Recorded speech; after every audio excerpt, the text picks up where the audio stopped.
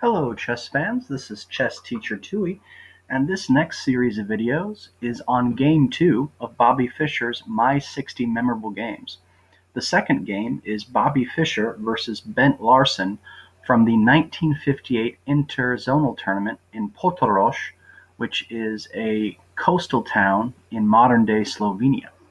As you see on the screen, we have a young Bobby Fischer, who would be the same age as he was at the time of this game, on the left. And we have a picture of Bent Larsen, the Danish grandmaster, on the right. If you would like to get just into the analysis of the game, please feel free to skip to the next video. But before, I would like to start and give some historical context on this game and on the two players themselves, particularly Bent Larsen. So, at this point of chess, this interzonal tournament, Fischer is just 15 years old. He qualified for the interzonal by just winning the United States Championship. And at this tournament, Bobby Fischer, because he was, as we said, only 15 years old, he was actually accompanied by a chaperone who was the master Bill Lombardi, who would later become a Catholic priest, and Fischer's second at his 72 match with Boris Spassky. Bill Lombardi would be second place at the U.S. Championships behind his former pupil. Bill Lombardi had been Fischer's trainer after Carmine Nigro, who was his first chess trainer, candidate master from New York, had moved to Florida.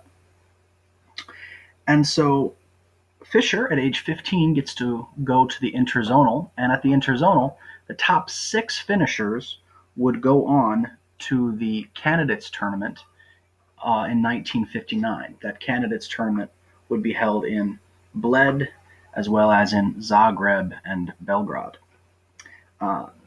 The two players who had already qualified for the candidates match were the former world champion Vasily Smyslov as well as Paul Kears. The interzonal would be won by Mikhail Tal, and he would also go on to win the 1959 candidates and the world championship in 1960. So while he was going to the interzonal, it was not believed that Fischer, being only 15 years old and not having any international tournament experience, it was considered very doubtful that he would be able to qualify in the top 6, score in the top 6 players of the tournament, and go on to the candidates. But Fischer told a journalist, he said, "I can draw with the grandmasters, and there are half a dozen patzers in this tournament I reckon to beat." Fischer succeeded in this plan, and he scored 12 out of 20, which is plus 6 minus 2 draw 12, and he tied for 5th and 6th place and would go on to the candidates tournament. And he managed to finish a half point ahead of luminaries such as David Bronstein, Laszlo Szabo, Pachman, and others. And so, in so doing, it was a marvelous performance. One of the players he also finished ahead of was the Danish grandmaster Bent Larsen. Bill Lombardi, he shares a really interesting anecdote about that. He said, "One day before the commencement of the tournament, I had occasion to talk with Bent Larsen of Denmark and Fredrik Olofsson of Iceland. Larsen was relating that there were certain players in the tournament whom he had to beat in order to qualify. Larsen would first qualify for the candidates in 1964, and he would continue to do so throughout the 70s, but he would not qualify this time. Among these whom Larsen had to beat were Cardosa, Fuster, Niekrich, Rosetta, and Fischer. And Larsen said, quote, 'Fischer is one baby I'm going to spank.' And Fredrik Olofsson responded, 'Don't be too sure, be careful.' And Larsen said, 'Don't worry, I can take care of myself.'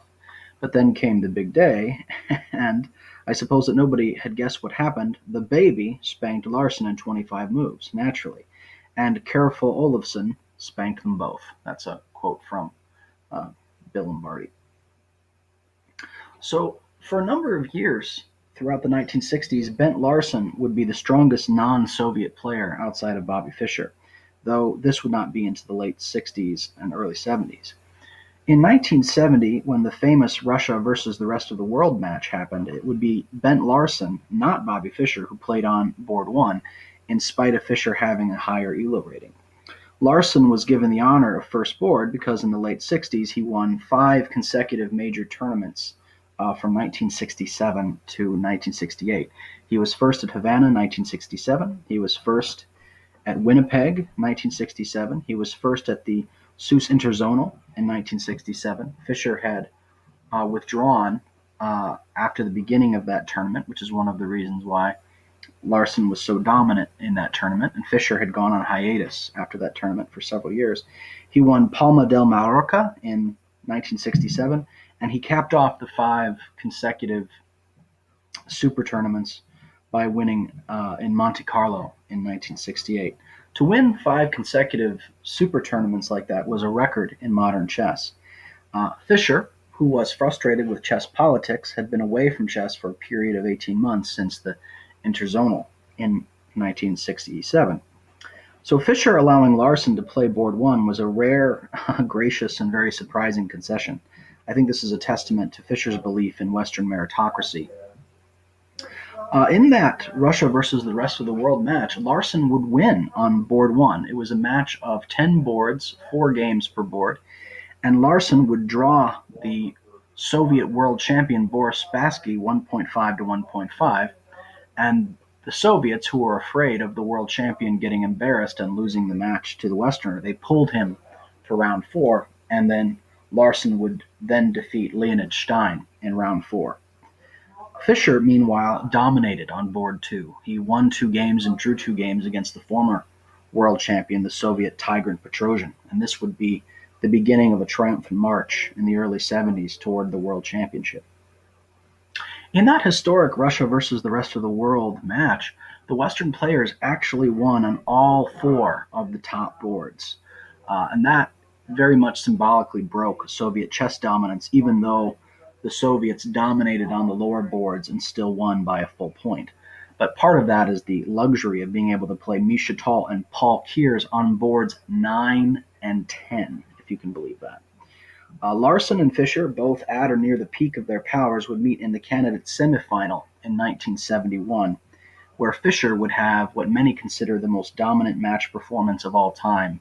He defeated Bent Larsen in that match 6-0.